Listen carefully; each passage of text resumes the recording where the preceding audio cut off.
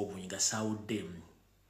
wekwebuzaabuza nga abafuka banaaba ng'ekituufu bakimanyi nga bakyebuzaabuza lwaki njogera bwentyo nti buli omu aba ayagala omuntu gwabuza ekibuuzo akiddemu nga bw'ayagala ne batamanya nti mu kuddamu ebibuuzo buli muntu alina enziramu eye gy'addamu ebibuuzo okusinziira kiki kyalaba ne kyasuubira ekigenda otuukawo ekyabasinga obungi tebakimanyi kati ndaba abantu bangi nnyo twali tumanyi nti ekintu kino kiwedde naye mukiremeddeko olw'ensonga tukimanyi nti Museveni ye bw'ati bw'akola akozesa nnyo abantu abalina endowooza empewufu ndoza mugimanyi oba abaweefu b'endowooza n'abaguza kye baagala bo ne bakitwala nga bakirina okukyagala nga bakiguza omuntu bw'otunuulira abantu bonna balemedde ku nsonga eno mbuuza ofa kino ensi tagenda kubulira lwaki olw'ensonga tukimanyi Museveni yaagala kukozesa nnyo abantu abalina endowooza empewufu nga bo we baagala okuyisiza buli nsonga ekyokulabirako eno social media mmere ya lombe n'ataaka abaalya buli alina essimu ya buyonjo osobola okukola ky'oyagala bw'obanga okirinako information nokitegeeza abantu oliwaddemu okujja n'okikola yensonga lwaki nti abantu bangi bagenda bakubaganya ebirowoozo era abalina omulamu abantu babagoberera abatalina mulamu abantu babagoberera eri abawemuzi nga nabo balina abawemuzi banaabo babagoberera eri abatambuza ensonga bulungi naye eri babagoberera kati bwetyo bwe tuli naye mu kalowoozo ka leero tugamba nti omusiru takusiruwaza olw'ensonga nti omusiru aba ayagala mufaanagane naye mu ndowooza ey'obusiru n'obwobufu bw'endowooza ye waba ayagala mufaanagane ensi ekyuka mu kukyuka tulina okugenda n'okukyuka kwayo kuge mazima gwali eyo alemedde ku Kyagulanyi nti awagira abavuzi b'empanka oba tabawagira abasinga obungi kyabakoze kyabatabudde emitwe njira kugamba ekintu kyambo kimu nti bw'obanga oyogera ensonga zino osooka nga n'otundi omuntu kigwoyogerako mufumbo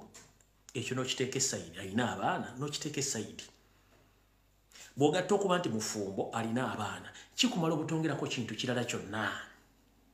okitegeera wandibadde oteeka nnyo essira singa omuntu adde si mufumbo oba nga tomulabanga na mukyala oba talina mukyala then wandibadde awoga nti ninawo tugenda okutandika okwogere naye omuntu alina omukyala alina abaana bamugatta bulungi nnyo kiba kitegeeza nti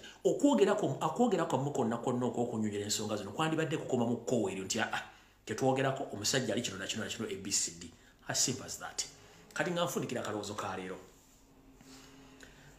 bantu bangi mwenna muli mu nsi muno wootuuka ensi n'ekutabukira n'ogamba kangende nnoonya ekigulira magala eddiba mu nsi z'abamagulu meeru naye badde okimanyi nti social media kuno kwotwogera ebigambo kuno abasajja bonna abasinga obungi magulu meeru abalina zi kampuni ennene era bakola ku nsonga z'okuyingiza n'okufulumya abantu okwetoola ensi yonna be bamu ku bantu ababeera ku social media zino nga bawula ebigambo byemutokomoka okimanyi nti ebigambo byoyogera bisobola okukuleetera obuzibu ku nsonga ezo ekyokulabirako yennyini omukulembeze ng'akyali muvubuka yayimba oluyimba olwamuviirako musibaga emyaka 10 nga tagenze Bungereza ekyo mukimanyi bulungi nnyo n'abalala naye mulaba buli avaayo kulumba kyago tasobola kuvaayo ku ye kennyini kuteekawo bigambo biga nti alumba abantu abo oba akakundi k'abantu abo tasobola byogera naye agezaako nnyo okusindiikiriza Kyagulanyi aveeyo abeeko kyayogera tajja kwogera olw'ensonga nze ndi wano mpagira Liverpool nga ttiimu y'omupiira gye mpagira kwanza mbuuza ebintu binyumira mu nsi mupiira ndowooza na byabufuzi n'abala muwagira Arsenal muwagira Man U muwagira Chelsea muwagira Aston Villa n'endala naye mubadde mukimanyi nti muli kimu ku bitundu ebiwagira akakundi k'abantu abo olw'ensonga nti kati Captain Ambaj eyaba captain yonna kati sponsoring baani era abantu bagisponsoringa corner flags kati zonna abantu bakola kibi bazifuga ne bwolaba bintu byonna kati biri mupiira byonna kati oŋŋamba otya nti govuma Kyagulanyi essaawa zino ng'olina ttiimu y'omupiira gy'owagira mu Bungereza nga naye ekola ekintu kyekimu kati ani yakuloga gwaluba Kyagulanyi ani yakuloga oli waase naye Arsenal wagira ekintu ky'ovumirako Kyagulanyi oli wa Man U ne Man U wagira ekintu ky'ovumirako Kyagulanyi olwa kiruse wogera ekintu ovumirako Kyagulanyi kuga ne munsobera Bannayuganda bamulowooza lunaku ki naye ng'omuntu gw'olumba gw'osindikiriza ekintu tannakuga nti akiwagira tannakugamba nti aki naye ye yakugambye nti lulinga nkyali muto nina ebiga bye nayogera naye kati nkuze ensingira abulala kubanga ensi ekyuka ne mugaano kitegeera kati njala bategeeza ensonga eno nga bwe yazze kirungi tutegedde ani agisindikiriza namwe bagisindikiriza naye nga tonnanyigiriza nnyo nnyindo gireeta musaayi sookodde mu weetegereze kyogerako kimanyi bulungi nnyo era kitegeera mwegendereze ebiga bye mwogera n'okusindikiriza omuntu omu kubanga ebintu bingi bijja kuva nga temujja bitegeera otherwise buli omu ayimirire mu layini waali kola ekikwatako va ku kitakukwatako buli kintu kireke kitambule nga bwe kirina okubeera y'ensonga oba owagira omupiira gwa Bungereza Premier League automatically ekintu ekyo ekiwagira teri mu Uganda talina ttiimu y'omupiira gyawangira mu Bungereza taliyo kati omugambo ki olumba Kyagulanyi ng'olina ttiimu y'omupiira gy'owagira e Bungereza mu Premier League nga yeewagira abantu abo ate nga ye main sponsor kati ki kyoyogerako awo tetugenda kulwawo wamma akalowoozo kawedde olwaleero katugende ku firimu eyatuleese olwaleero ndowooza kansoke mbalindemu wane eddakiika ng'emu tutandike bulungi nnyo kansoke mbakubiremu akayimba kano nyone ku tuzzi tutandike nga mweyongerako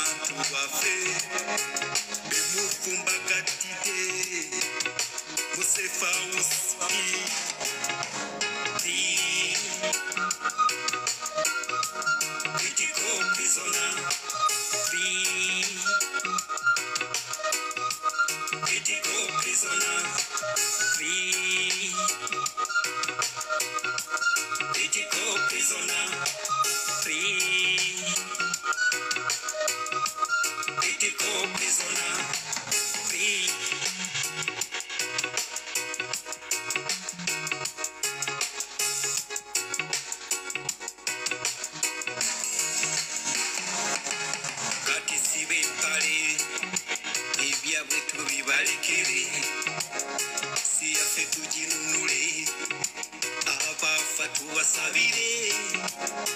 nga mirembe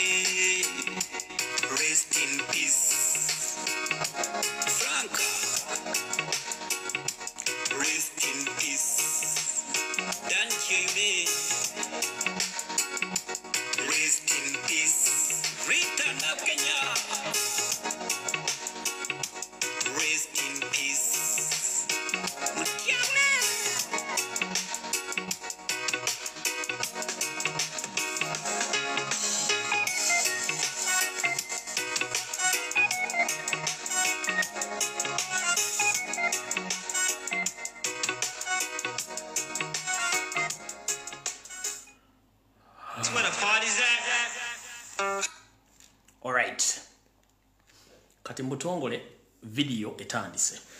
nabagamba buli muyimbi yenna ng'oyimba oluyimba lwankyukakyuka nga teruliko copyright olumpa wano njadduza nyanga ku live yo nga lwankyukakyuka siteekako zaalaavu siteekako zaaki olwenkyukakyuka ng'oluyimbye bulungi nnyo lunsindikire mu inbox yange njadduza nyanga ku live free of charge si charging muntu kasita luba nga lwankyukakyuka tuzze ku mulamwa katika video katandise njala tutandike bulungi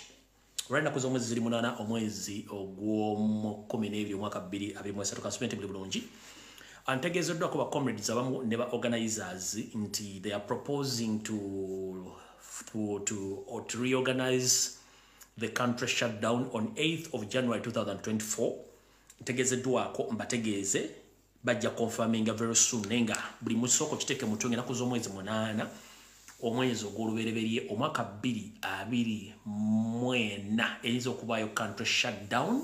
bacha proposing a date okugikonfirminga oba eneeba ekola oba neeba tekola so be aware nti nga 8 January wayinza okubaawo enteekateeka oba okukyusaamuko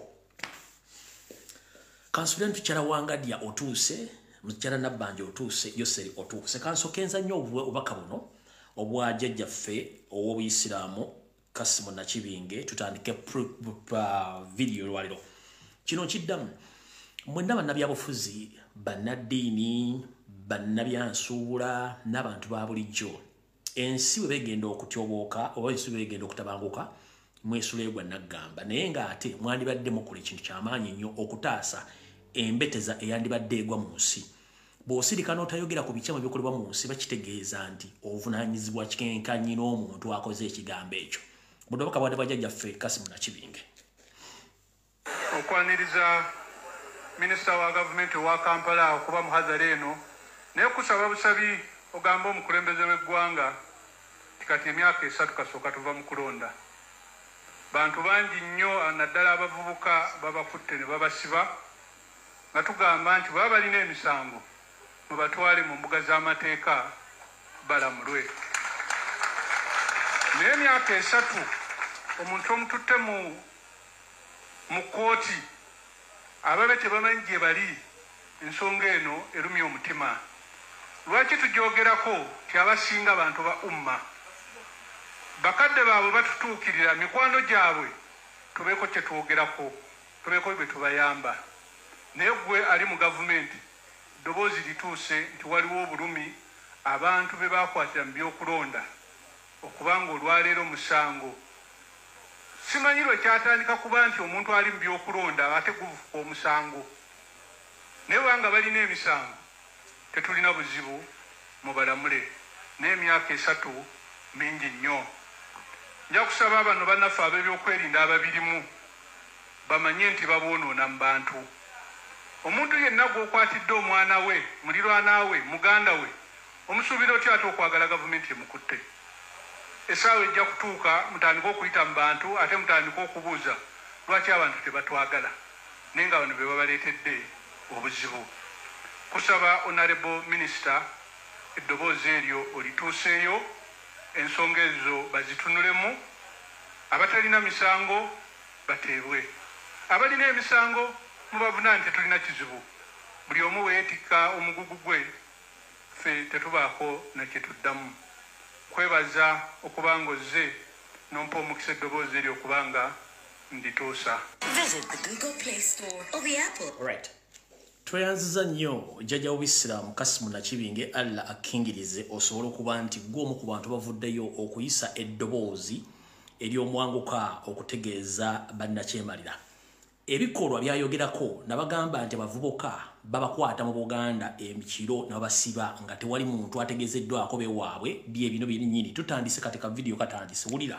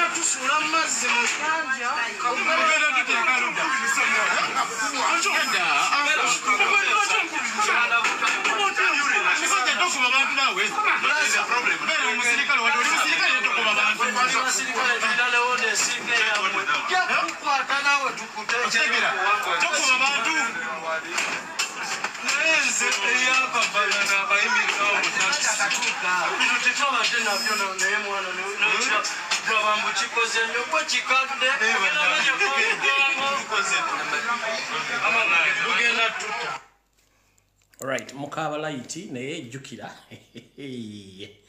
Alright. Wabaddewo RDC we Kayunga ndowooza n'akulira poliisi n'akulira ebyokwerinda mu kitundu ekyo. Abavudde ne bateeka ebiwandiiko mu mawulire nga omu ku bantu abawambibwa era n'abuzibwa emyaka 3 weddu nga bwe bamufunye naye ekyennaku bataddeyo kifaananyi kiri fake. Era bigenze mu mawulire oluvannyuma lwa akulidde oluvuganya mu parliament omukulu Mathias Mpuuga Nsamba okuvaayo n'aloopa poliisi n'ebitongole ebirala n'alagala emmotoka eziwamba abantu omwabadde n'emmotoka eya poliisi ey'ekika kya Mwende emirundi 3 kasaze 17 ate gavumenti oluvannyuma n'egaali emmotoka eno tegimanyiiko naye ebyaddala emmotoka eno gavumenti egimanyi era emmotoka eno yalabiddwako ngera eri mu kutambula ekola operations. Kati mukulu mukyala Nabatulege Anita Amongi Sadolini Mama Sorogeti mukulu David Muhoozi n'abeekerinda emmotoka gye badde boogereza zimu ku mmotoka eziwamba abantu ne zibabuzaawo. Emmotoka eno yalabiddwako muyinza ogaa nti omusajja ate namba yiyi namba 17 yiyo ogiraba yalabiddwako naye mumugamba mwe emmotoka teriyo ne mu service teriyo. Mugira bulungi nnyo emmotoka yammwe, mugira bulungi nnyo awo tetuluddeewo. Era mwagenze mu maaso ne mugamba nti omwami oyo ayogerwako mwamufunye naye gwe mwafunye bakugamba nti gwe mwafunye oba gwe mwatadde mawulire omuntu oyo si yeye mukyamu. Kati muteeka obulumi ku bantu. Kansoke nzanye mukulu Nobert Mao ono bwe yayogedde then ndyoke nzanye video y'omwana tugende mu maaso. Mukulu Nobert Mao kati akulira ministry ekwasaganya ssemateeka y'eggwanga bw'ati bwe yayogedde ng'akudaala. Bano abasinga b'endaba bali mu katemba n'olwekyo famire z'abantu abo batutuukirire nga gavumenti directly kubanga abantu be balinamu essuubi tebalina gye babatwala. Balinga ng'abantu abalina lita 5 eza peteroli n'agamba nti ja kuva Kampala kuvuga epaka ggulu. Obusobozi tebabulina. Mukulu Nobert Mao akulira ministry ya justice oba ya ssemateeka olw'okuba nti kati wafuuka musajja wa Museveni tekikufuula nti okutegeerako kwalina kwakuvaamu. Abantu bangi bali mu kuwambibwa era bamu kuttibwa okuddaala nti abantu bajje batukire gavumenti ebeeko kyebakolera. Museveni kyalina okukola kyokka kwekuga nti agenda kusasula abantu abawambibwa n'abattibwako abantu. Kiri kyokka kyasobola talina kira kuba talina buli agenda bajja. Kyesimanyi bulungi ennaku zino omanyi simanyi gulamu ziri ku makenda g'omira gano aga ARVs. Oyinza okuba wamira amakenda nga kati gakuyiwa Windows ensonga lwaki oyambala galubindi zino enzirugavu. Omuntu ng'oli munnamateeka era nga wasoma bulungi nnyo okozesa obwongo bwo. Abantu twagala nnyo okola kye tuyita facial expression nagana amaaso bigo by'oyogero bitegeeza.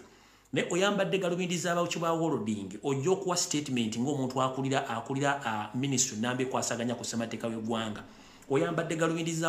bano abawuki ba Holding oyogera ebigere bitali mu constitution naye ng'ate ogamba nti wasoma amateeka. Mukulu statement eno kanjiddemu ndyoke kuzanyira video y'omwana eno. Bano abasinga b'endaba bali mu katemba n'olwekyo famire z'abantu abo batutuukirire nga gavumenti directly kubanga abantu be balinamu essuubi tebalina gye babatwala. Balinga ng'abantu abalina lita 5 eza peteroli n'agamba nti ja kuva Kampala kuvuga epaka ggulu. Obusobozi tebabulina. Nyongera kutegeeza mukulu Nobert Mao former president wa DP simanyi lwaki kati oyogera ng'eyayitako wayiika windows kyekikulu kubanga oyinza okubanga empeke z'omera ennaku zino zaakubibwa amadinisa naye katonda talya panike kuba talya mbulugunya nedda era nze sikyebuuza lwaki mukyala Naomi yakusiiga obulwadde bw'abalwanyi simanyi tusewuunya lwaki Naomi yakusiiga obulwadde bw'abalwanyi n'ovulubana kati kyekikumisa ARVs ezikuye windows okigwanira okuba nti wayiika windows olw'okumala okugjamu empale nga togenda kufuka mukyala Naomi n'akusiiga obulwadde kati amakerenda gakutawaanya naye ojja kutereera tosobola kubanga otegeera n'owulira omwana omuto ku myaka gino ng'ayogera bw'ati ekyatuuka ku taata okimanyi omaze emyaka emeka nga tulaba ku taata myaka esatu taata we yabula atya bamusiba osobola okumanya engeri owulira engeri gye bamukwatamu gye bamukimamu bali budde bwakiro yogerako waggulu bali budde bwakiro nga ffe tuli waka nga taata ali ku luddo abajasi ne bajja ne bamutwala okuva olwotodda nga mukulaba ku taatawo omusajja ne yavuddeyo ne yeeyita taatawo yoyo taatawo oba alimba si yeye wetegereza bulungi ekifaananyi ki ate eddoboozi we bamukuwadde ng'ayogera nga siri eri ataata kati owulira otya muli okubanga taata tomulina ebiseesaawa zino bubi oddawo n'olowoozaako ku taata naye ng'ataliiwo olowooza basirikale kyabamutwala okusinziira ku byowulira gavumenti alright ndina Lukwago Morgan ono ye mutabani wa Lukwago Martin eyabuzibwawo emyaka 3 kati taddangamu kulabika mu bitundu eby'emukono naye gye bufuddeko nkudiramu kati nti RDC ne DPC bavuddeyo ne babako omusajja gwe bapaledinga nga bagamba ye Lukwago Martin so family egamba si oyo Lukwago Martin owaabwe gwe bamanyi Lukwago Martin gwe bamanyi mulala nnyo so omwana ono ali wano mu bulumi obw'ekitalo nnyo ye Lukwago Morgan era nga bw'omulaba alwakwafe esobola gikulaga nti akyali mwana muto bw'omulaba afaananira ddala kitaawe talina waafaananira musajja gwe balaze Morgan mulanga kigwokubira oba kikyogamba gavumenti yatwala taatawo kikyoyagala okubagamba bagamba waaba yafa bamuleete mulabeko oba sekyo wewa kitewate bagamuleete kale bamuleete mulabeko bamale bamuzeeyo alright tokaaba mukwano taata ajja kudda bagambe gavumenti eri taatawo gavumenti mbasaba mukomyewo taata banga mumwesinge bamufu mukomyewo mutaje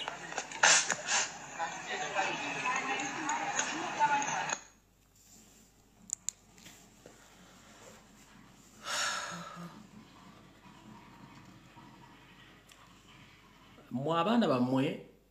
bali mu America bali Canada bali mu Europe bali buli ekyetaagisa bali ku pizza essaazi bali ku KFC alina omutwalo gwa dollars pocket money batambule mu V8 naye omusajja gwe mwajja ku ludda akawungeezi ng'atudde ne muwamba omwana we gino emyaka 5 omwana atuuka okumanya nti gavumenti yawamba taata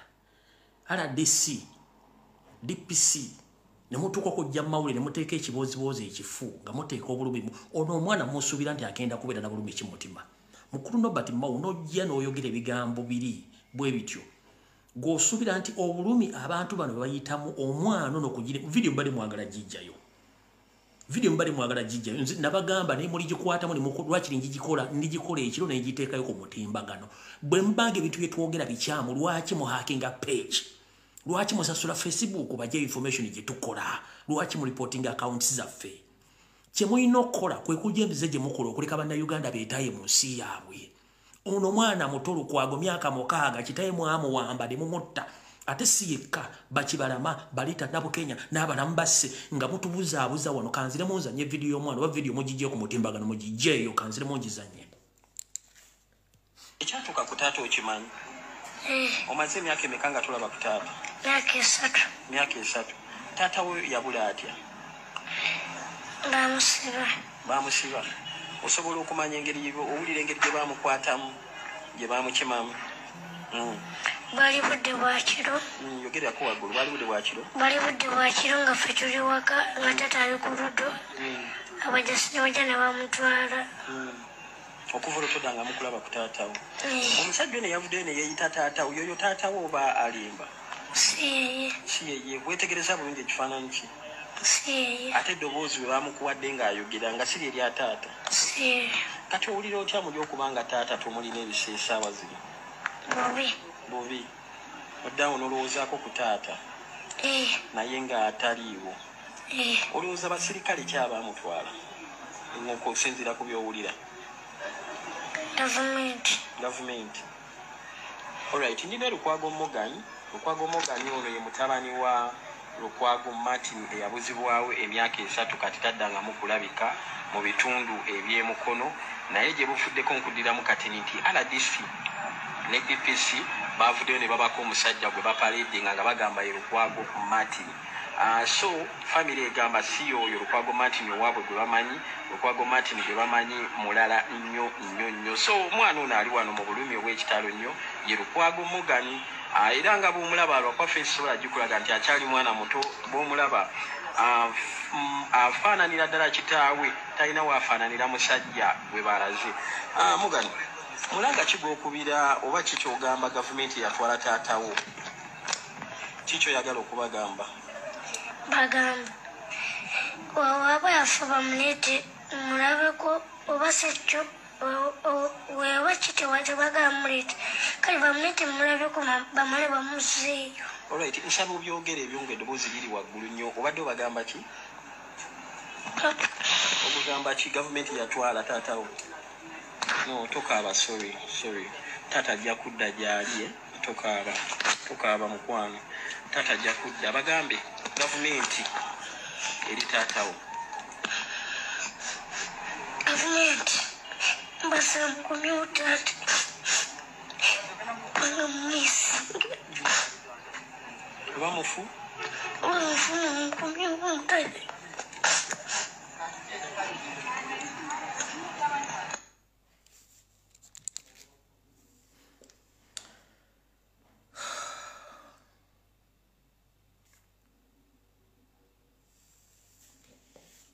Ono ye mama w'omwana ono. Ebifaananyi si bya bba wange. Ekifaananyi kya Martin kirina ku ssimu. Simanyi lwaki bagenda nga bawuddisa abantu babalimbalimba. 2020 Novemba awezezza emyaka 3 bukyangabula siddangamu kulaba musajja ono. Noonyezza buli wamu omusajja abuze. Lwaki baba bannimba mbu balabye omusajja atali bba wange? Bw'olaba ono afaanana oli gwe bagambye ali mu mawulire. Nze bwange mumanyi tusobola kubuzaabuzibwa musajja gwe nali mbadde naye emyaka kumpi 9. Nze bwange mumanyi.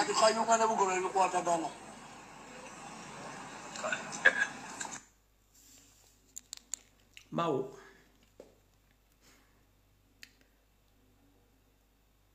kyokka Mawo amala okwogera bw'atyo, omukyala ono akulira ekitongole ekirwanira eddembe ly'abantu mu Uganda najja nayogera ebigambo bino. Wuliriza. Mariam Wangadya. Ate n'ekirala bwe baba nti baba balina abantu babanja nti bawambibwa babanje bali be bateebereza nti bawamba abantu baabwe. Naye kati nze Wangadya omukazi omunaku nga nze nina obusobozi obuwamba. Do I have capacity to abduct anyone? I don't have that capacity. Naye kyengenza okulaba nti waliwo ekobaane, okulaba nti ensonga eno teva mu ddiiro. Ensonga eno ya kiwaani, nze saagala kubindeetamu all the time. Yoyo omukyala akulira Uganda Human Rights Commission, omukyala Wangadya ng'ayogera bw'atyo. Ekiri atabaala kyekiri n'asigadde waka. Naye Museveni mulekerawo okutta abantu. Mukyala Nabbanja, eno video gyenziramu okuzannya olwaleero bwe bujulizi bwe tulina era fayiro eri mu ICC mu International Criminal Court. mwawamba abantu ne mbatta. Eno video eri mu International Criminal Court. But we are fortunate that Kibarama was traced.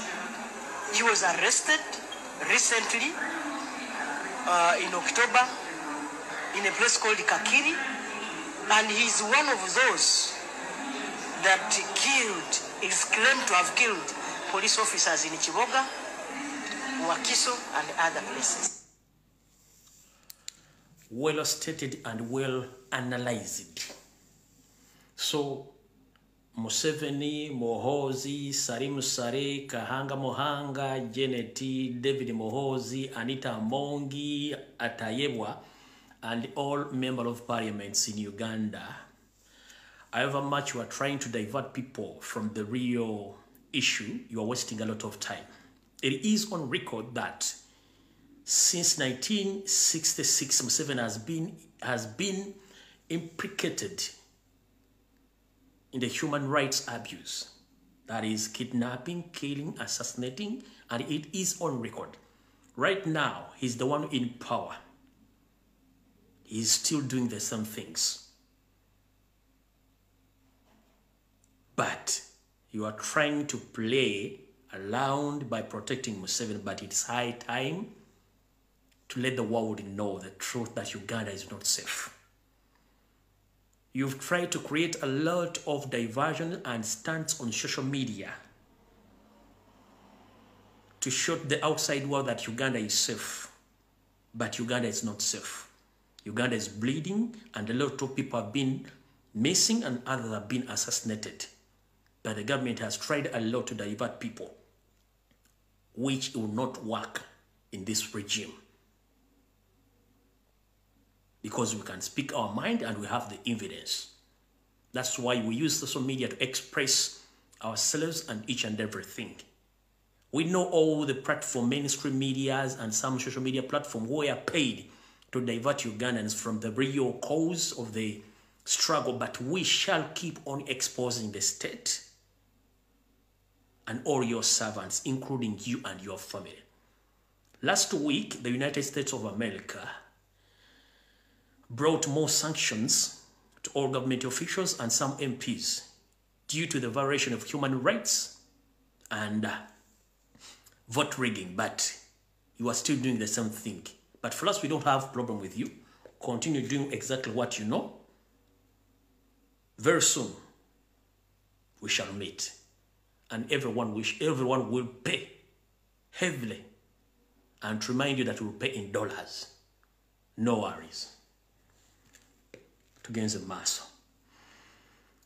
Nga tuvudde waawo, kati njagala muwulirize omusajja ono bamuyita Haji Kaloole oba Haji Kaloole simanyi. Omukulu ono omanyi omuntu bw'ayogera ekigambo ng'akyogedde ku kamera. Mwegende njagala kunoonya omusajja ono akola luddawa, akola mulimu ki, tabanga y'omu ku basajja abeera mu safe house nga batulugunya abantu.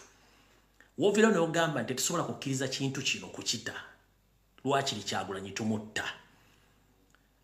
Then gwe nojja n'ongamba mufobogera ku social media tuli ba terrorist ba tuli batemu kitegeeza mwe batemu. Statement eno yafulumya njagala zino ku video zitugenda tandise okupayiringa okuziteeka mu ICC. Abantu bano nga boogera ebintu bino. Omanyi bagamba nti ekiswaza omugagga kwe kotana k'entula bakwe kusesema entula nga badde ewana nti alya nnyama. Omukulu ono yagenze n'agamba nti okuta ekintu kino lwakiri Kyagulanyi tumugjawo. That what ekyo tuyita reported speech oba premeditated speech, omuntu ekintu kyakola naye nga kigenda kubeerawo nga kiri mu pipeline. Mwenna mwakawulidde njala kabaddiramu then tulyoke tugende mu maaso. Kyagulanyi family tegenda kuddayo kubonaabona. Ekyo kituufu nzikanya. Obukulembeze buyinza obutasoboka. Okay. Yes, buyinza okugamba. At least omukisa gw'ensi okufuna. Ne bannaye mulina ebintu bimuyinza okuzanya n'okuzanya. Kiki ekimubeeza abo tuba tuwakati otutwala kooti ekyo kubanga Kyagulanyi tujjako ekintu mu ngalo tuba tugenze. Buba bunafu obweyolekera. Afazali avaawo. Kiba kizibu wabula ng'ensi yo Mungu yamuwadde green light. Ensi agenda gitambulanga bw'ayagala. Abaana bajja kusomera gye beetaaga. Naye ayisobola okuba si muto future eyinza okubeera ki? NGO kati Kyagulanyi bwe byabiganya bayinza n'omuwa omulimu mu bitongole by'ensi yonna ayinza okugera okufubaira omulwanizi w'eddembe mu UN takyalina buzibu wabula ne bino akyali okumeti ng'omuntu bwaga nti ensingi yeetaaga ate omutima gukyamukakaza ntisobola okufuga obuggwanga lino abamwinamu essuubi n'abamuyita pulezidenti obabikidde siba kyamu okubabikira nze mmanyi nkugambye omuntu yanoonya obukulembeze nga wamyaka 7 muleke kudda wano kuzannya kuleeta katemba ndi muyajja kukkiriza omuntu atule ku ntebe wali omukulu oyo munoonya mumugambye munoonya njala kumanya asibuka ludda mu Uganda tunoonya abantu abawamba abantu ne batta abantu ekigambo statement gyafulumizza ono bane bandi banga bagaya mwabera mu safe house nga batulugunya abantu mulize bulungi bwe yayogedde Kyagulanyi family tegera kudda kubonaabona ekyo kituufu nsikanya obukulembeze buyinza obutasoboka okay yes buyinza okugamba at least omukisa gw'ensi yafuna okufuna ne bannaye mulina ebintu bimuyinza okuzanya n'okuzanya kiki ekimubeeza abo tuba tuwakati otutwalako oti ekyo kubanga Kyagulanyi otujjako ekintu mu ngalo tuba tugenze buba bunafu obweyolekera afazali avaawo kiba kizibu afazali akola ki afazali avaawo oyo omuyita ba Haji Kaloole oyo bwatu bwe yayogedde wiiki eno yennyini twagenzeko mu mambuka ga Uganda ndowooza twagenzeko mu mambuka ga Uganda tetungeragera mu mambuka ga Uganda kansooke mala okuyisa obubaka buno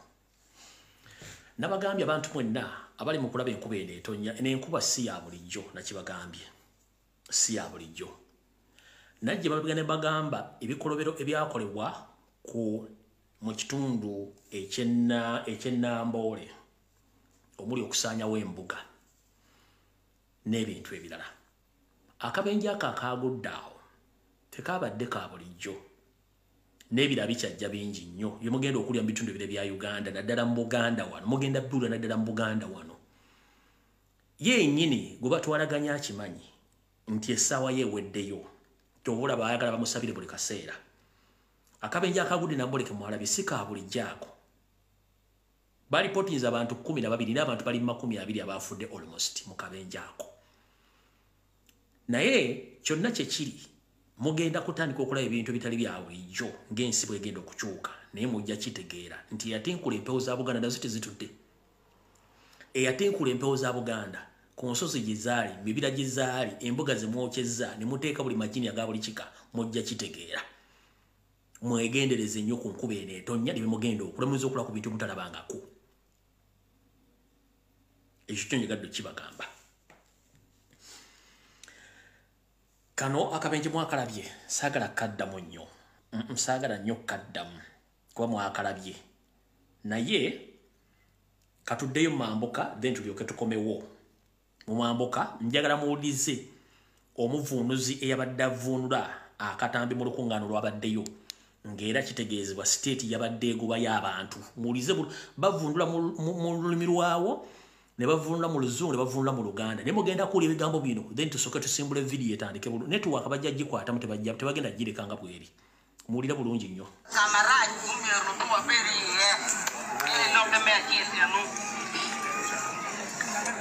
mwaka 2014 abakulembeze bajja wano ne mukanya teri addamu kuyingira mu paaka mukomaawo leaders of this country came here and he agreed no one should enter that land.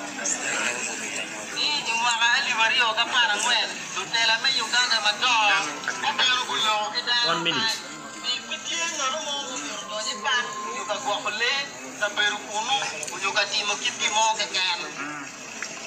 Omukulembeze w'eggwanga pulezidenti waffe alagidde buli eyayingira luvannyuma lwa 2014 Now, the President of the Republic of Uganda, the President has commanded those who entered this land before that time should leave right now. Those who entered after 2014 should leave right now. Ile Uganda President Yoweri Kaguta Museveni Mario kapara ngwen me pina nyim mumierbo ao kapa Echo kumiri la second abaliyo mwenna Vanessa wenu amaje gayingira bwana kusangayo bajja kugoba bwana sanga ebirime tebajja bikwatako basanga amanda tujja kugota tusanga embaawo tujja kuzota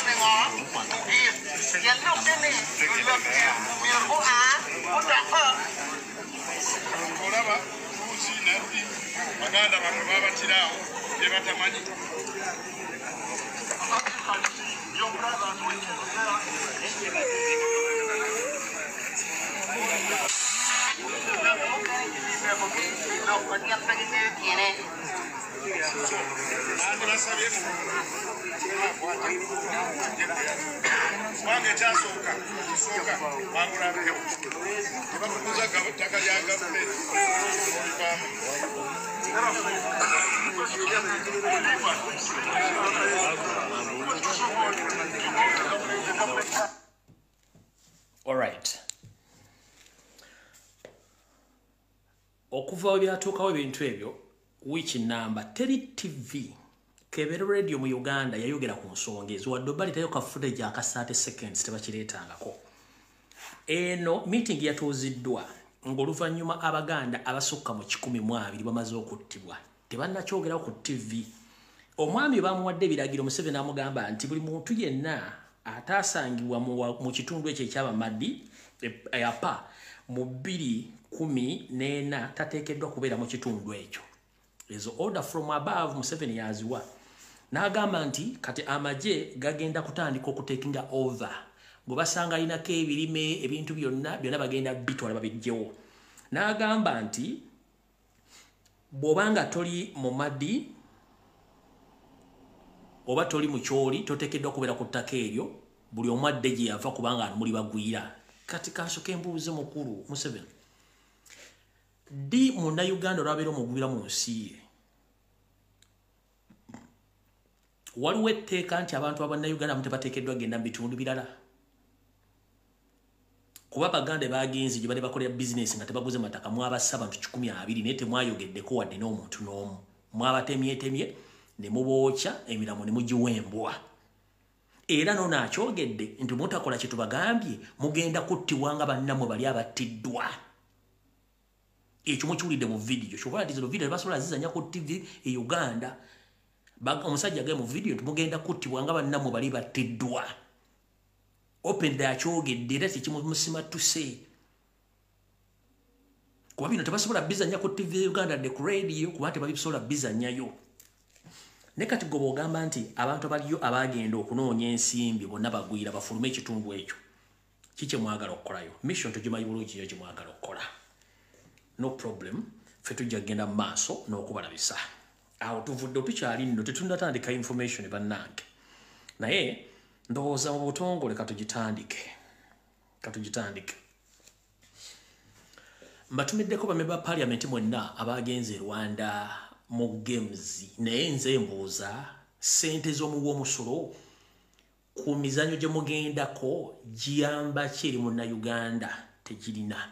okujjako mugenda kwepiica nakukola bye mwagala nga mulese ensonga enkulu mu ggwanga wano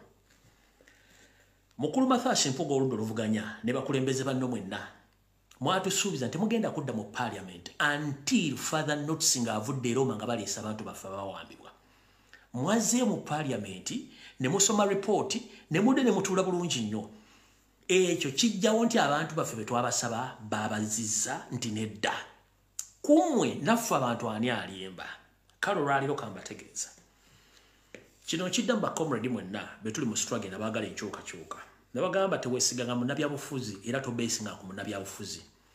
baganda ffe mwonna bwagala enkyukakyuka ngenda kukabatemateba muntu yeneddamu okwogera ku kigambo kye bayita member parliament oba wa NRM oba wa FDC oba wa JEMA oba wa National Unity Platform nti balina kye bagenda okukyusa ku ggwanga tekisoboka, it is impossible. Teri munnabyabufuzi nga member parliament alina kyagenda kukyusa ku byobufuzi tukujjako mu 7 tekisoboka nkibagambye olwaleero era kati openly okutandika n'omwezi guno nga kugenda kutuuka wakati ngenda tandika kati kuba buli omu nga sina gwe neebuuzizaako mukulu Mathashi Mpuga ku lwokusatu najja n'ensooka n'ensirikamu nenjala tegeeza eggwanga nti omukulu ono ku lunaku olw'Essande nga nvudde ku live omukulu ono baamukukusa ne bamuyingiza State House Entebbe ng'omukyala muvuga ennyini yenna abatulege Nalongo Sologeti Mpogola Anita Among yamutwala mu State House Entebbe mu 7 gye yalina appointments empitirivu okusinkana abantu wabula appointments zonna zaasazibwamu ne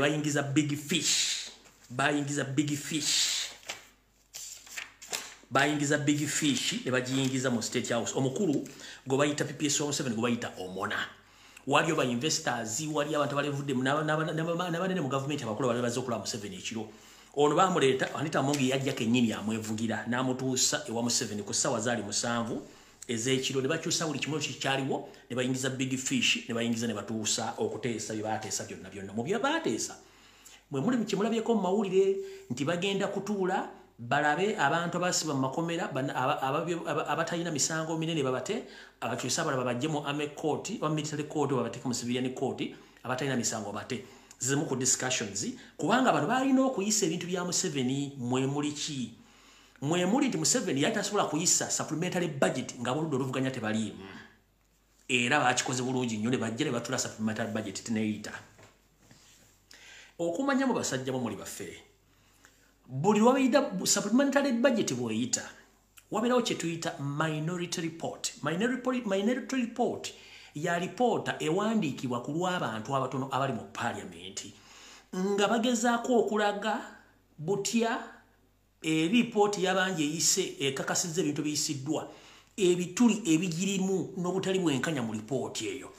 omusajja eyabadde alina okukola minority report eyo ye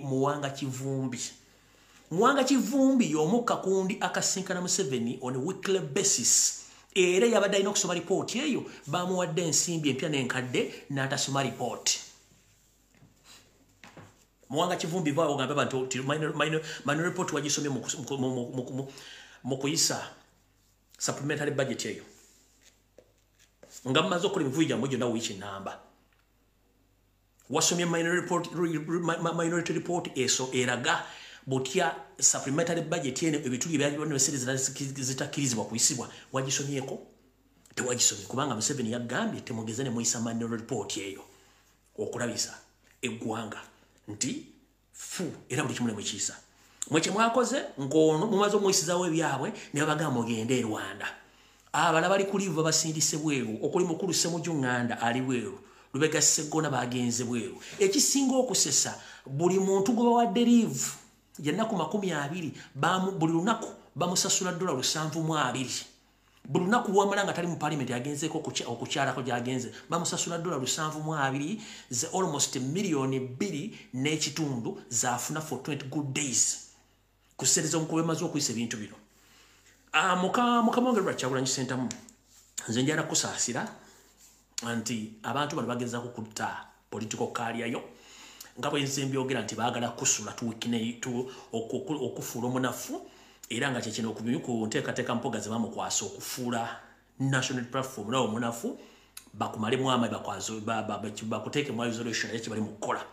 kati nze nabagambye seetaaga kumanya muntu yenna kino nakibagambye era nza nkibagamba tetulina muntu yenna mu parliament okujjako ndoza ayinza okuba zaake n'abantu balinga basatu balinga bana abasigadde bonna bafu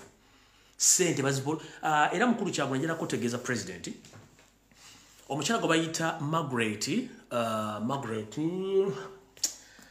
ndakuwa mala okulaba amannya gano mwegendereze nyinaku zino okulaba kuli kumpi nnyo member parliament ameyita Margaret ki ndakuwa mala okufuna amannya lindako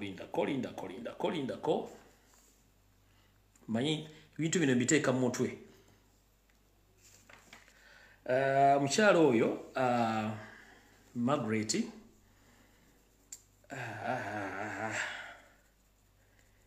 ndako mala okujjukira amanya gange wano mala okujjukira amanya mukyala oyo ennaku zino okulaba kubeera ku lusegere nnyo ngenda gafuna wano omukyala bayita Namugga Margaret president waliwo omukyala gwe bayita Namugga Margaret era wa national platform taata mbadde ngenda mujjako network mujjako yaki temugijjako muleke njogera ebituufu so Mr. President Robert Kyagulanyi Ssentamu omukyala we Margaret Namugga Margaret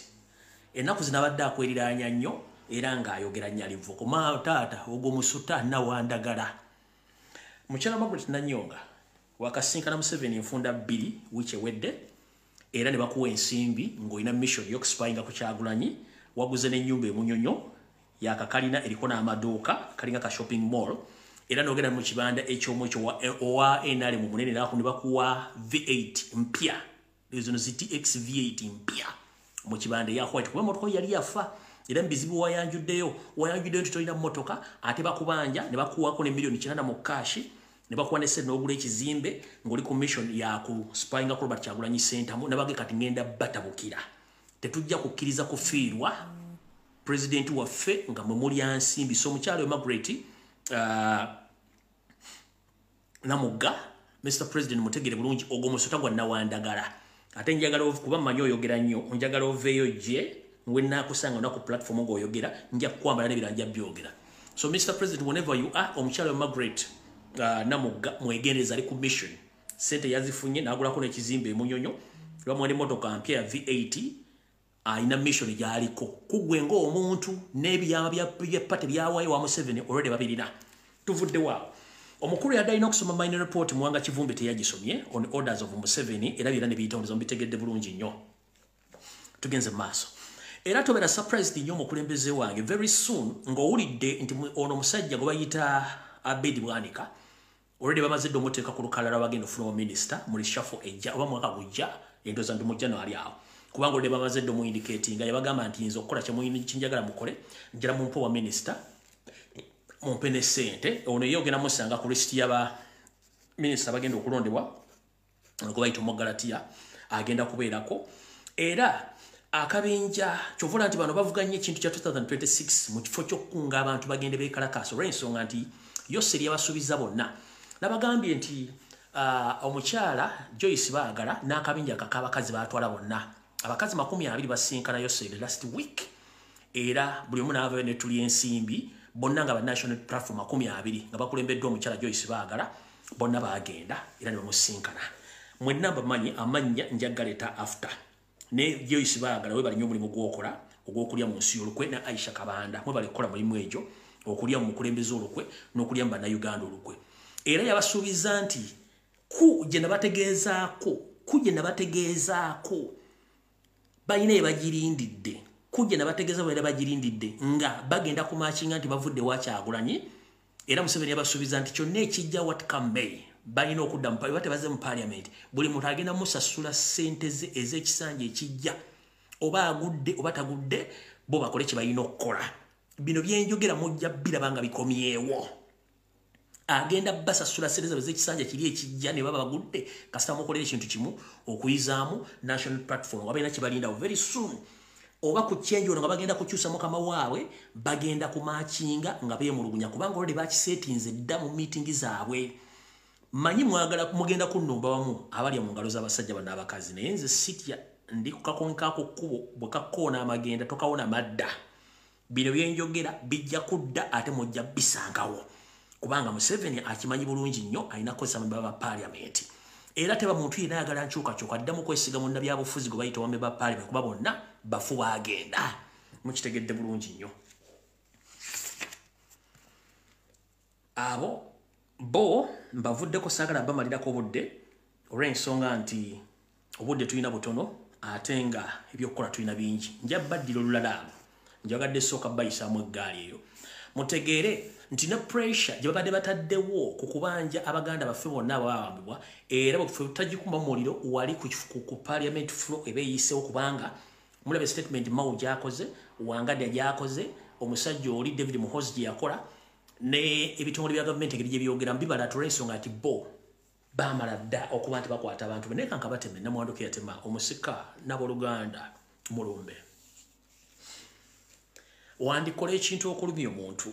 weponoowozekanga oyambe muyambe ekkiriza Museveni bw'oba toyagala kunaaba yes owunya era semateeka gagamba nti oli wadde bw'obutanaaba naye ate bw'owunya abantu bw'owunyirira baddembe okukunaaza mu kawaayiro ke kamu akasemateeka ako nti oli wadde bw'obutanaaba naye bw'owunya n'owunyirira abaliwo ate abaliwo balina eddembe ate bw'okkunaaza olekeraawo okuwunya osasudde ba MP okudaivatinga abantu bajja mu kubanja abantu tosobola kudaivatinga social media tosobola kudaivatinga ba activists tosobola kudaivatinga ba foot soldiers tosobola kudaivatinga bannayuganda abakonshominga obutemu obuza obwakuva lukumulinaakaga mukaga obadde okola mpaka olwaleero nga nakatulina records weziri eziraga nti abantu bawambibwa battibwa nga ne prime gwe bayita prime saba minister it is on record na confirminga okukwatibwa kw'abantu n'emisango gye bavunaanibwa ne battibwa it is on record balita nabo Kenya aba Franka sente zaabo bonna battibwa era evidence kati ne bw'ona osasula bampuuga n'osasula ba MP bonna obutayogera n'osasula TV radio stations n'abantu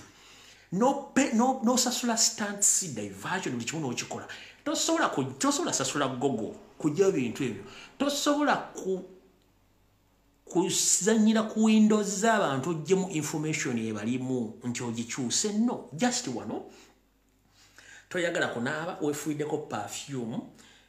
owunye n'embeera eriwo nti owunya bulungi but perfume kanataninga nagetinga closed connected ku kuwunyako ekye bayita ekivundu kati gwe gulaba politician as if nti information ogijjewo tosobola kujjawo information weeri era mu archive egenda kubeera otegenda kuvaawo ekibayita obukadde magezi naye nga n'embuto wali ogayina bw'oba wali muwutta era osigala oli muwutta abakulembeze abawutta beewuttaza nnyo ne balooza nti bategeera nga tebategeera ku myaka gy'oliko egy'okulonda amagi n'okwera ebijja gwe okyalowooza nti ensi ekyaliwo lwe mwalonderanga amagi no records weeziri buli kimu ekiri ensi ejja kitegeera mukitegedde bulungi nnyo kati bamemba ba parliament mulye ssente babafu buli kimulye mufuwe munyampulukuke mukole bye mwagala ne records weziri mukama mwabo wa ssente yazibawe ne mujjukire temusobola ku bribing abongo baba na Uganda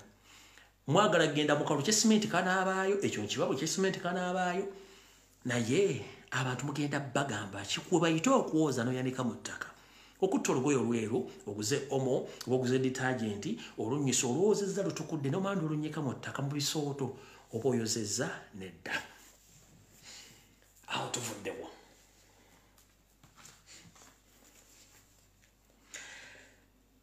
mwenna abakyala n'abaami Abaganda buno bakabwanga balamusiza bataata kasuye nti muli bulungi bwe babawulira omwana waabo bwe nga womuna kwa matu okunkomula mumpulirize bulungi abakyala n'abaami Baganda bwe babawulira omwana owaabo bwe nga owomunaku amatu okunkomula kitegeeza ki nti bwe tubeera mu maka ga foomo mubeeramu abaana abamu batali ba muntu mbweza mu maka ago naye nga ayinza okuba akulinako Oluganda oba nga balinako Oluganda oba sina kindi ng'ali mu maka ago ye step mother ba step father ebiseera ebisinga boogera bulungi nnyo eri abaana ne bababuulirira mu mbuulirira ennungi okubakuza obulungi kati gwe batasobodde kubuulirira oyinza okubuulira pega wa ntebe oba oli mu kisenge ekyo oba olidde wansi nga babuulirira omwana oyo naawe amatu okola ki otega nti ono bamugambye ekigambo kino okitwala kyebabuuliridde oli omuganzi gwe atali muganzi naawe okitwala wewava okunyonyerako olugero nti bababuulira omwana waabo bwe nga n'omunaku amatu okunkumula banyabo ne bassebo Abaganda njagala mbere beegendereza nnyo waliwo ekitta Baganda ekitambula Baganda bammwe 10 n'omusobyo batiddemu apa tewali TV wa radio boogeddeko okujjako omusajja video gyenzannye eno video bakagalo gijjako emirundi esatu kubanga bino bitebagala byogera ku TV waliwo ekitta Baganda mu malwaliro omuli Mulago Kawempe Kiruddu buli Muganda yenna alina erinnya Egganda kasita olwalire Kawempe Kiruddu Mulago ng'erinnya ly'Oganda eddagala lye bakukuba lye balina okukuba bakukuba tayimu zifiri era ne bakusiibula wayita akaseera mpawe kaaga abeewo ne bategeeza abooluganda bakona b'ebikwano nti munnaffe ayiseemu okuziika kwa lunaku gundi naye ng'ekikusse eddagala lye bakubye effu n'ekigendera ekyokusaanyaawo Abaganda kino bakikola nga bayita mu basirikale aba SFC abatujju abeeyita abasawo e Mulago nga tesi basawo kuba bakolera ku biragiro bya Museveni ekyokusaanyaawo Abaganda nzize mbagamba ebigambo bino naye nga mwewuguusa naye bajja kumala bamalawo omanyi babagamba embuulire tefa yonna omuntu yenna ng'omanyi oli Muganda ng'olwalira Mulago Kiruddu Kawempe weegendereze nnyo eri ekitta Baganda buli aye atwalayo nti mulwadde eri ekijja mu mbuto eri ekiggalanda z'abakazi oba lwe muludde okusoosa okuzaala bakuggala enda nga tomanyi mumpulidde bulungi mbagambye naye temuwulira embuulire tefa yonna awo tuvuddewo mbategeezezzaako mwebereremu ekugema n'okusibaga kukyagenda mu maaso era kuli wammwe mu Buganda naye temugguka mubeera mbyakwepica kunywa mwenge na kutambula byebyo awo nawo nvuddewo olunaku lwajjo mu ggwanga ery'omulirwano erya Zaire enkadde ekiyita Democratic Republic of Congo wabaddeyo okulya n'okkomba essowaani by the way kansooke mbategeeze omuweereza wammwe omuntu wa wansi pato Uganda batumiddeko n'abagamba nti abaagala nnyo akyalina embeera gy'ayitamu n'ebintu by'atereeza n'abasaba muwe akadde katono nnyo ajja kuddamu abatuuseeko program 300 bayita 336 ne programu endala abagambye muwe mwakadde akyalina by'atereeza nga mumanyi nti embeera zino omuntu lwatujja netwogerawo ne tulina ebizibu bingi nnyo lwakuba tetubibagamba mutulaba wantulemedde ku struggle ne tulina ebizibu bingi lwakuba tetujja bibagamba no ku social media tusirika naye buli muntu asanga ebizibu by'okusinziira ku kikyaba akola ki kyaba ayitamu Baganda ffe bangi nnyo era abaweereza batiisibwa ondere besisi onajja nakubira essimu n'akutiisa onakusindikira message n'akutiisa oyina gamba osaze okufira mu diaspora oyina akutiisa n'omugamba no okufira mu Uganda okufira mu diaspora kisigala kye kimu kati ntuga katusale tuweyo omubiri gwaffe tufere mu kigwe nga tulwanidde eggwanga kubanga betwandi bali tubeeramu essuubi abandi badde boogera ensonga zino munnange beesudde gwa naggamba tebaagala kwogera nsonga zino bagenze Rwanda bagenda mu Amerika bagenda kukola ki kati ani agenda okwogera ensonga zino nga ku TV ku radio abasajja abaliko babajjamu obwongo ne babateekamu obuugi kale abatumiddeko pato Uganda omuntu wa wansi ensonga lwaki mpitiddeko mu Congo omwezi ogwa November ng'otandika nabagamba nti era abasajja n'abakazi ba Indigenous Ugandans abali basukka mu 18 battibwa naye tewali bakyogerako era emiramo negiyitibwa mu nnyonyi negisuba mu Uganda olunaku lwajjo wabaddeyo kulya okkomba ne mwategedde nti endagaano eyasibwa wakati wa Congo n'amawanga ag'oluse lwa East Africa omuli Uganda, Uganda, Kenya, Tanzania, Sudani, Burundi, Rwanda ne Congo bagezaamu giteekamu. Congo yabagamba musibe mubiba mu muddewo mwakamanyiro kasusse si kyabaagala wano. Kumbe Congo yali yeekengera dda mission y'abano nti abalimu abasinga obungi baali baakamano. Badde baakavaayo ennaku ntono nnyo bwe bati. Emundu yasekebuse ekonge emundu yasekebuse ogenda okkakananga abasajja ba M23 abaduumirwa Pirato ne Yoseri nga n'omuwa ensimbi nyomu ku bo ye Pastor Mujingo bafiiriddwa abalwanyi 300 mwaga nchiddamu okuva bana abasajja bavudde Congo olunaku lwajjo emundu yasekebuse mumanyi kye bayita okusekebbuka ku mundu bakubye omusajja ayitibwa M23 abasajja 350 gyemirambo egikunta lwagenza okukomekkereza ng'omu ku bakoddomi ba Pirato akwatiddwa mu kulwanagana okuno okw'amaanyi lwagenza okukakkananga omukoddomi wa Pirato omu akwatiddwa era ne bamutwala ayitebye bakunyiza mukoddomi wa Pirato ne bamunyiga obulimu okutuusa lwe yayogedde bute bayingiza ebyokulwanyisa n'ebyuma ebibega ebya software owa Pegasus n'ayingira mu Congo era n'abalagirira wa gye bamusimba okubanga bali babega gavumenti ya Congo nenga ebintu bino bali babiyingiriza mu motoka ezitunda kasooli omukalu n'ebijanjaalo n'ebintu ebirala era bino kimwe kibalagiridde ne bagenda buli kitundu gye bali batadde ebyuma ebibadde biketta ne babijjayo era nti bagenda muzaayo era ne bayinza omunyigirayo n'afiirayo kati ekiri mu Congo kitokota si kisaanikire olw'ensonga nti mukulu Pirato yakoze losire mukoddomu n'alugenderamu bujingo omu ku bafanda members abafandinga n'endooza yakoze losiwe po ne Yoseriti bahabulwa n'akabinja kaabwe akamma 23 babayisiza bubi nnyo naye nga ate mujjukire naffe bannayuganda basinga obungi babakubiramu ne babattiramu kati nno kati katugende ku information endala eyatuleese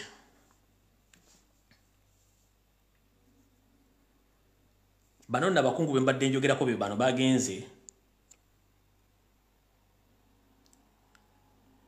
alright bade bankolektinze mwana amanya egoleti namuga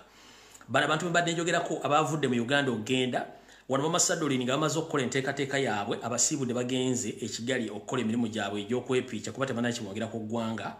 kambazannyira akatambi kano wano mangu tugende mu maaso wano nga bagenda For this competition, remember we are a defending champion. We shall do exactly that as a team. You must protect the integrity of this country. And remind you of my communication yesterday. I don't want to say it now. Protect the integrity, the name of Uganda. The image of this country is very important. Honorable members, and now therefore,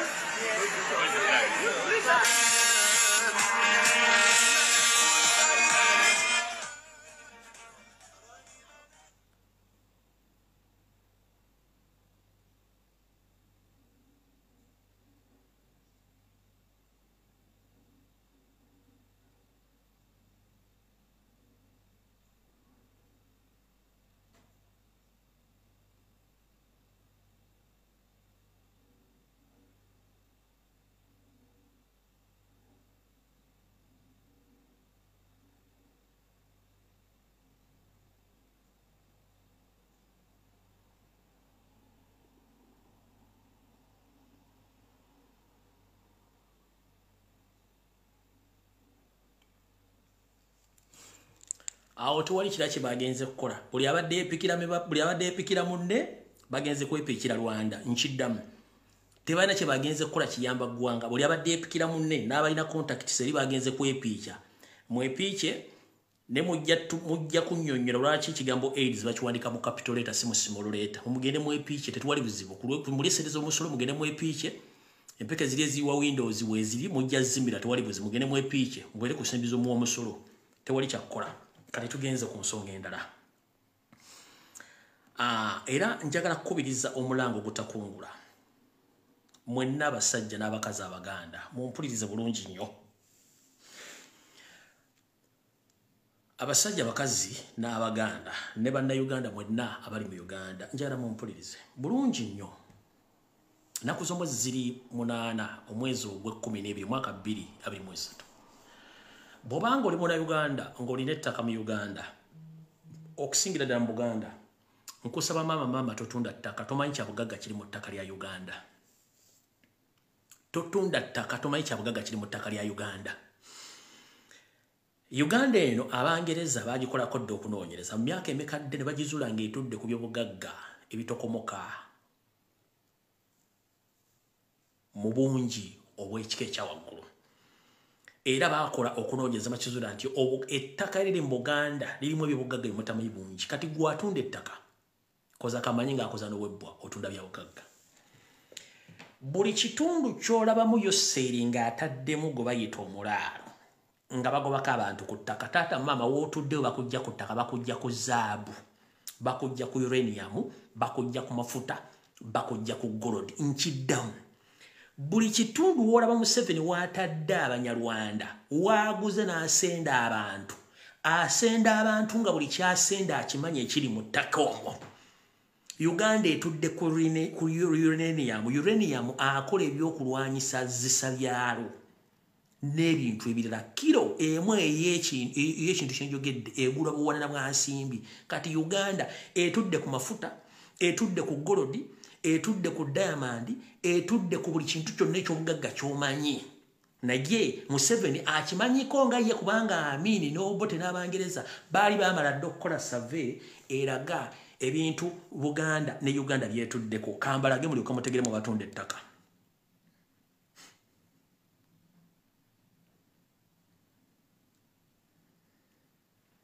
kansoke nkulage wano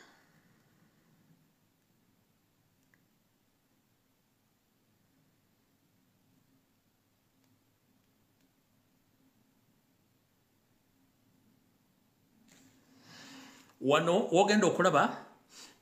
ewali kyenvu bye bitundu omuli ebyobugagga then njikulage wali mu full swing nkulage eyo kyenvu gyolaba map nga bweri eno Lake Victoria eriyo bakanyanja kyakali awo kati wano wolaba wano wonna bine bya kyenvu bya bugagga ebyonna bya bugagga Uganda kwetudde eno wano wansi lindako eyo yeggwanga Uganda litudde ku byabugagga byonna eno DRC Congo mbukiika kono wano Kenya wano Tanzania waggulu eri waliyo Sudani eyo ye map ya Uganda kati kankulaga oli okwakakase wano nga bakyusizaamu kkala ekulaga ebyobugagga ebiri ku ttaka lyonna lyogamba oba lyotamanyi wano wogenda okutiira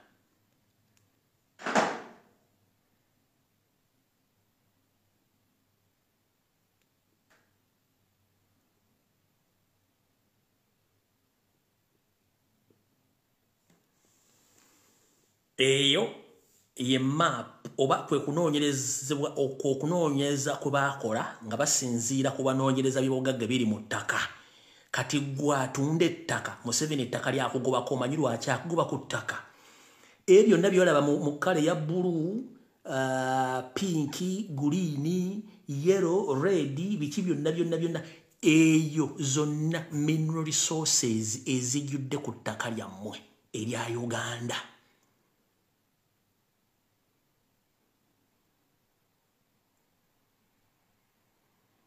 ezo mineral resources Museveni kyatajja kugamba parliament kyatajja kugamba omuli amafuta copper gold byonna mafuta uranium biki byonna biri ku eyo map yo kala zola bezo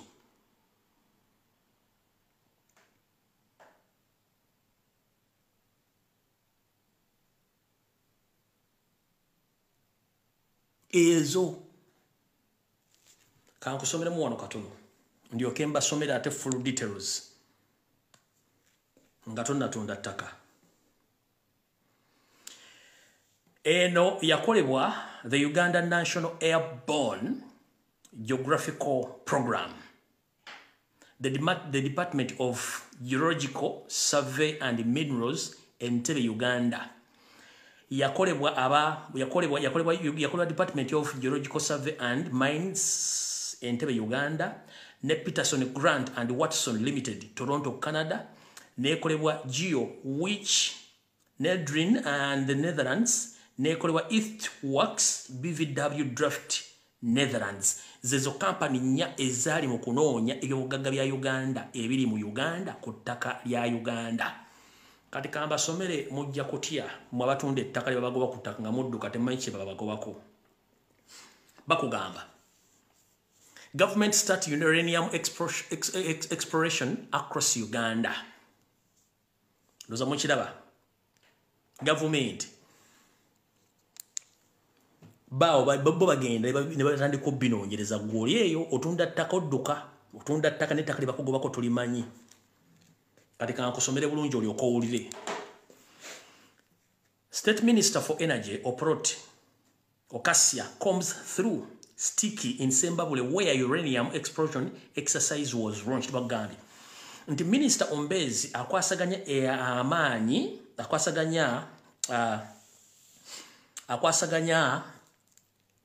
amaanyi wa Minister of Energy kale katugebe nti omuli amasanyalaze n'ebintu ebirala ng'agezako okuyita mu ku Busaka mu kitundu kye Zimbabwe eno gye balonkinga okusima uranium kati maama ave Zimbabwe oli Kadaama oli Sekadaama wagenda kuba kyeyo oli we Zimbabwe munnanga gye babagoba ku ttaka okimanyi ettaka lye bakugoba okuba full 15 oli ku bugagga naye ng'ettaka baali kugobako uliriza bulungi nnyo.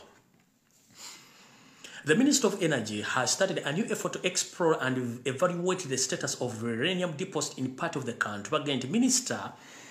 ow'ebyamasanyalaze batandise okukola enteekateeka ey'okutandika okunoonya n'okuzuula wepo n'okutandika okusima ekyobugagga ekiyitibwa uranium. Elabaga State Minister for Energy Okasia Oprot launched the latest effort on Wednesday in Zimbabwe district. Zimbabwe is one of the districts believed to be having the high concentration of uranium minerals. Bakugambye nti minisita ono yatandiseewo enteekateeka empya ku lunaku lwokusatu okuba nti batandika okukola enteekateeka mu district y'e Zimbabwe okuba nti bamanya bungi ki obutudde mu ttaka mu Zimbabwe ebw'ekibugagga kye bayita uranium n'ebibugagga ebirala.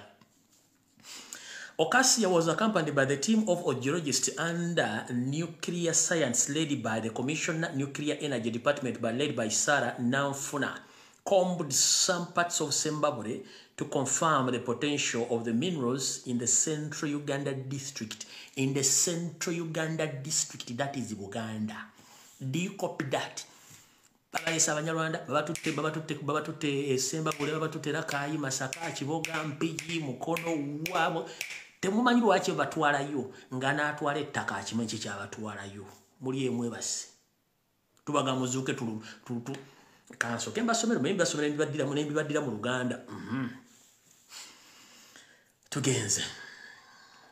bakugambye batya bakugambye nti Minisita ono Okasia yabadde awerekeddwako abanoonyereza n'abo banna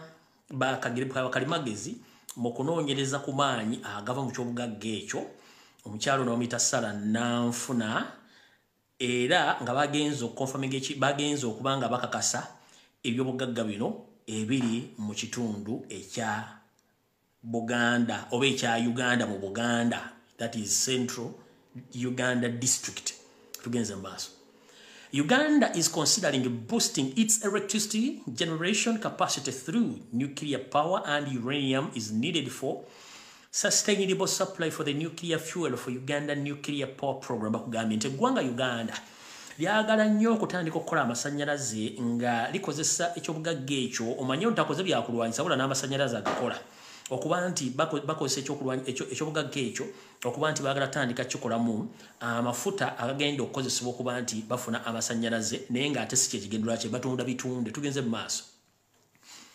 The launch will kickstart the exploration process to evaluate the status of uranium prospect, starting with areas of Kyambogo, Lwansala, and Kyataba B in Sembabule district, said Okasia. Bakugambye nti mu kutandika okukola omulimu guno n'okunoonyereza n'okumanya bibagagga ekyobugagga kino bungi kibwe kirimu baatandikidde mu bitundu bino mu kitundu eky'Essembabule.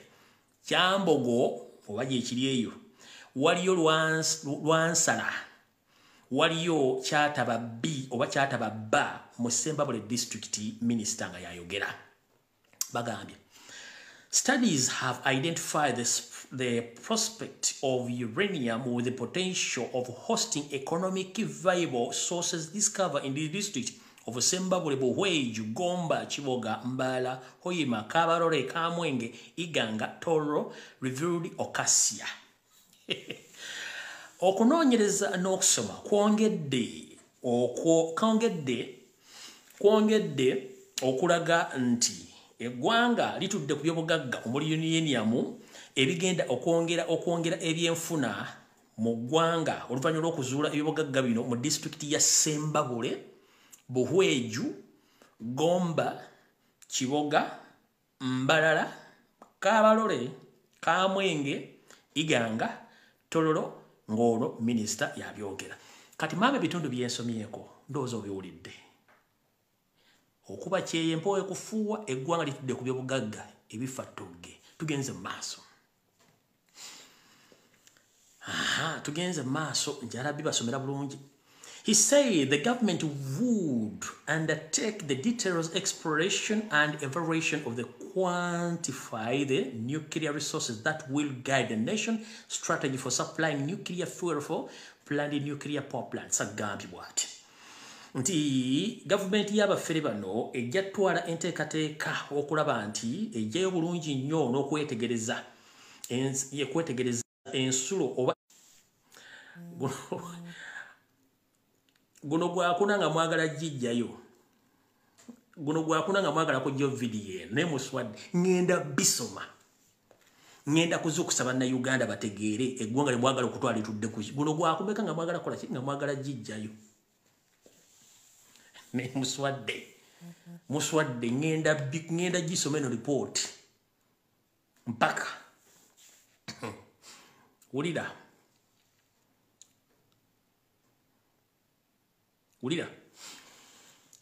uranium is one of the minerals commodities under promotion in Uganda, and its exploration was spearheaded under a 5-year mineral wealth mining infrastructure development program, MWAMID. The project should have ended in 2019. URN could not confirm whether it was extended. Bakugambye nti okusima ekyobugagga ekyo n'ebyobugagga ebirala kyekimu ku nteekateeka Uganda gyalina ey'okusima ebyobugagga ebyo nga kyakuteekebwamu amaanyi era kigendagendera okumala emyaka 5 okuba nti kigenda kwongera ku byenfuna n'enkulaakulana wepo n'ebintu ebirala, era nga enteekateeka eno yali yakuggwa mu 2019 naye ndowooza baafunamu obuzibuzibu okuba nti teyatuukirira ne bagenda kugyongerayo. By the end of 2021, the government confirmed uranium deposit in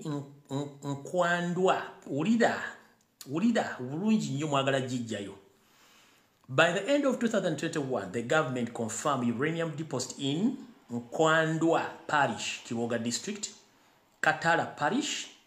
Kalungu Sub-County in Buhweju District, Kyambogo Parish in Tusi Sub-County, Sembabule District. The uranium prospect in Sembabule indicates chromium, copper, lead, wolfram, tin, and zinc. Ulida. abagikwatamu mukyaliyo mugikwate mukanzire mbibasomere mutegeere mmwe basajja mule bakazi mmwe nti mulina okusituka eggwanga litudde ku byobugagga omusajja ettaka alitwala wulira byobugagga mbasomera wulira ebibitundu bino wulira. By the end of 2021, the government confirmed uranium deposit in Nkandwa Parish, Kiboga District. Katara Parish, Kalungu Sabo County. Bohweji District, Kyambogo Parish into Sabo County. And Sembabule District. Uranium prospect Sembabule indicates chromium. Ejo Kyabugagga. Copper. Kyabugagga, lead Kyabugagga, wolfram Kyabugagga, tin Kyabugagga, zinc Kyabugagga. Tugenza. In 2009, the Canadian graphical consulting company Preston Grant and Weston Limited PGW identified 8 targets areas were selected as possible uranium mineralization zone. Bagambye mu 2019 ebitongole ebinoonyereza ku byobugagga ebitongole bino omuli kye bayita Canadian Geographical Consultants Company and Patterson ani akuba mu nveeko and Patterson Grant Watson Limited bazuula ebifo 8 ebyalondebwa nga bino bijjuddemu ebibugagga ebifatogge. The areas identified by Preston Grant and Weston Limited include Alua, Pakwach, Hoima, Fort Potro West, Fort Potro East, Mbala West, Mbala East, Kabarore, Kitgum West, Kitgum East, Gulu Masindi West, Masindi East, Kampala, Aloi in Lango, Jinja, and neighboring district of Buyende. TV chi ereba bulidde parliament chi ereba bulidde bino ebintu ne Kampala yennyini Kampala district mulimu mineral resources bano kunywa ku mazzi mujja kugwa eddalu ne Kampala district ajjudde mineral resource atudde ku byobugagga. Gobulwa military barracks manya nti waliwo ekiriwo ekyobugagga.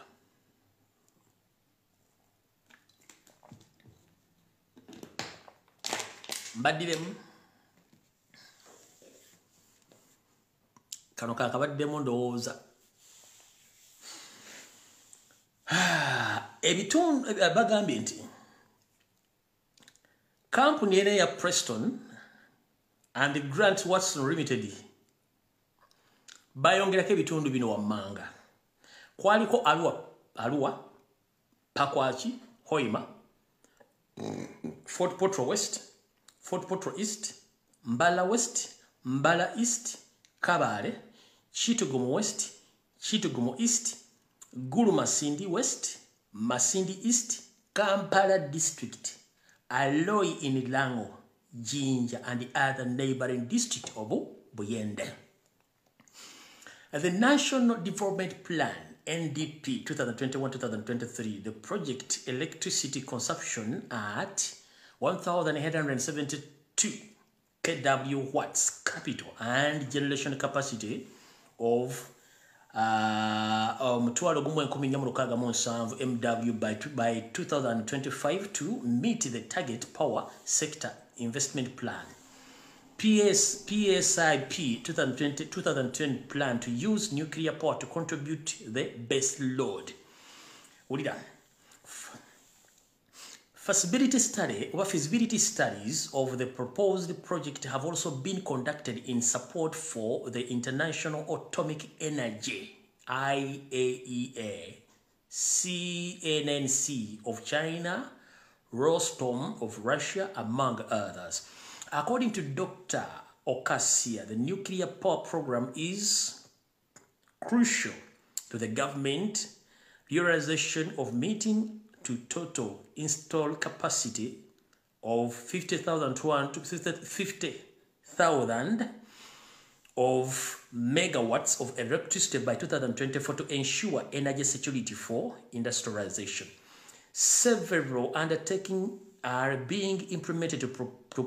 prepare for introduction of nuclear power into electricity generation mix. The government wants to produce at least 24,000 megawatts of nuclear power capacity to develop by 2040, he said.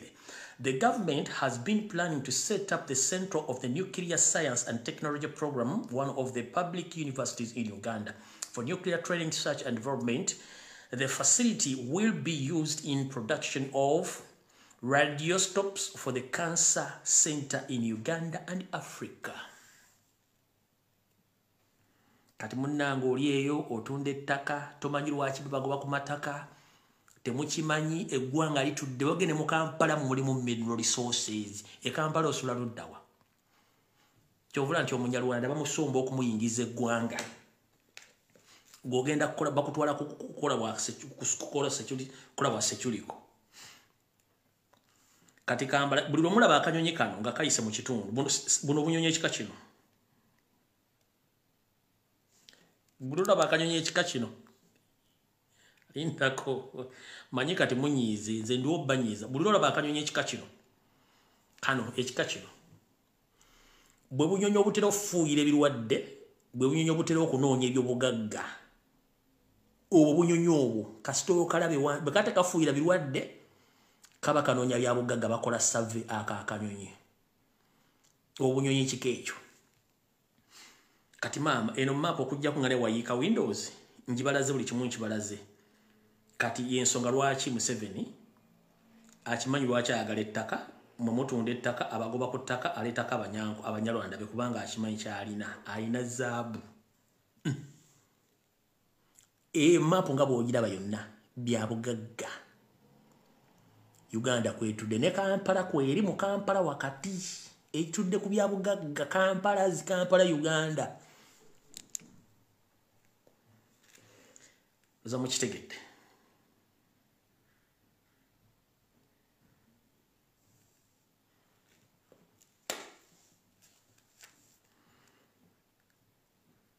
mukitegedde bulungi nnyo abanyiiga munyiige mwakageza okujja ku firimu emirundi emeka egyo mujjako firimu emu kati na kino kankibategeeze nakyo mukiwulire bulungi nnyo eno ngenda gikola ku Sande kanjikole ku Sande kanjibalekere kanjikole ku Sande naye mwenna abaana b'obuwala n'abaana ab'obulenzi ka video kano njala kabazanyira mukategere bulungi nnyo oba kansoke mbasomera information eno then tulyoke tugende mu maaso era nga batajja bagamba biki ebifa mu ggwanga olira information eno which ewedde waliwo embeteza eyagwa mu kitundu naye tebagibagamba ku mawulire kanji basomere morning sit rep today in Kitaria zone Muyenga area abasule Muyenga mu Kitaria zone Muyenga area at around 400 hours the residents of National Robbers Movement treasurer Honorable Nekesa was attacked by 5 men, of which among of them 3 were armed with SMG rifles. After accessing in the compound over fence, they managed to hit one city police officer on the forehead who was on guard duty. He became unconscious and he was disarmed. The particulars of the victim are not yet known after they went to guard the house where they got one SMG belonging to number 61955 PC Wafana Festo, a personnel bodyguard to the principal who had left his weapon with his colleague and went away, making a total of 2 weapons. Later, they arrested one male-female worker whom his particulars are not yet identified. He was told to go and open the door for the principal because he is one who keeps the key of the open, who keeps the key of which he opens them. 04 doors failed to open. They forced and they broke into the house where they went away with over 400 million Ugandan shillings. The injured police was taken to hospital for medication. Our own forces and police are on the ground to monitor the situation. More information will be communicated. Kino temuna kyulako wantu wonna nti omu kubawanika ba NRM Honorable Nekesa wiki ewedde abasajja batano basalako amakage nga balina SMG ne bamunyagako obukadde 12,000 bina just bate treasure bamujjako obukadde 12,000 ne temunagawulirako ku TV ku radio mbasomedde ne namba buli kimu kyonna n'abantu abali mu ddiiro eno mina kye mumanja ebisigadde amala kange esigaliza tujja gafuna ku Sunday.